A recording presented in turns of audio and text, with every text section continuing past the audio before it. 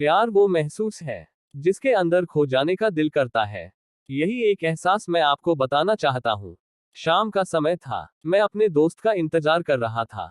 Station के बाहर हम लोग का बाहर कहीं घूमने जाने का प्लान था और मैं जल्दी पहुंच गया था।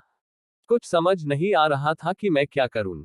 मैं स्टेशन के पास जाके बैठ गया, तभी कुछ ऐसा हुआ कि मेरी जिंदगी एक अलग मोड़ लेने वाली थी।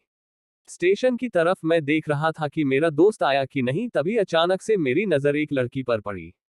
वो जो वक्त था, मैं पूरी तरह कुछ देर के लिए थमसा गया था। मैं सब भूल गया था कि मैं कहाँ हूँ, क्यों हूँ। बस मेरी आंखें उस लड़की की तरफ से हट ही नहीं रही थी और इस तरह से मैं उसे देखता ही जा रहा था।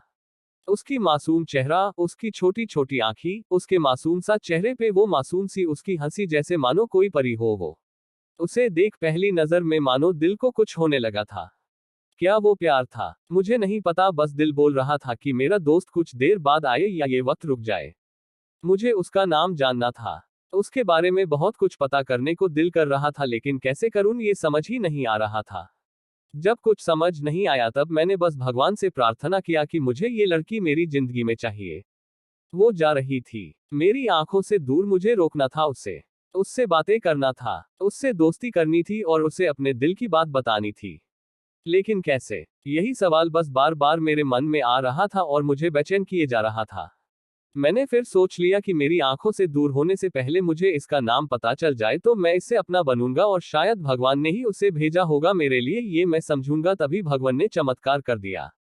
पीछे से आवाज आया, प्रिया मैं यहाँ हूँ। फिर वो पीछे देखी तो मैंने देखा वहां से एक लड़की आवाज दी और वो उसके पास चली गई। तभी मैं समझा उस लड़की का नाम प्रिया था।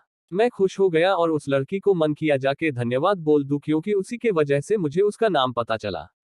बस तभी मैंने ठान ली, अब उसे अपना बनाना है, उसे अपनी जिंदगी में लाना है।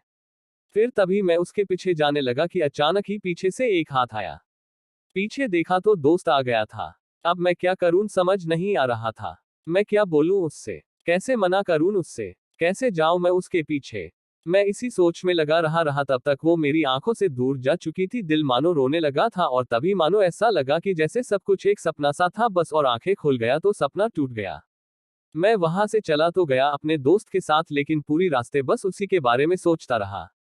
मानो मेरा दिल अब उसके ख्याल से निकलने को तैयार ही नहीं था।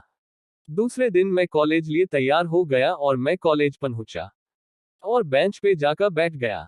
तभी दोस्त ने बुलाया और कहा, देख अपने कॉलेज में एक नई लड़की आई है। मेरा मन अभी भी बस उसी के अधूरे प्यार की एक अधूरी कहानी